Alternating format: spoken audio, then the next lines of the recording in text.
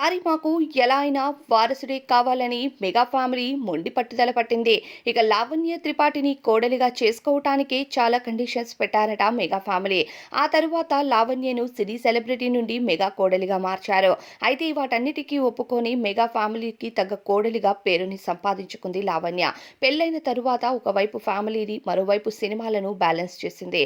కానీ త్వరలోనే పేరెంట్స్గా ప్రమోట్ అవబోతున్న వరుణ్ తేజ్ లావణ్య ఒక పోస్ట్ ద్వారా అభిమానులకి గుడ్ న్యూస్ ని తెలియజేశారు.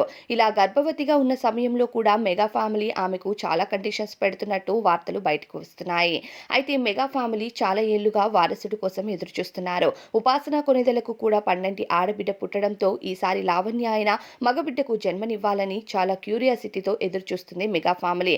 కానీ ఆడపిల్ల మగపిల్లడ ఎవరు పుడతారు అనేది మన చేతిలో ఉండదని చెప్పాలి. మరి లావణ్య త్రిపాఠి పాపం మెగా ఫ్యామిలీ పెడుతున్న ఈ కండిషన్స్ కి ఎలా తట్టుకుంటుందో అనే కామెంట్స్ అయితే వినిపిస్తున్నాయి.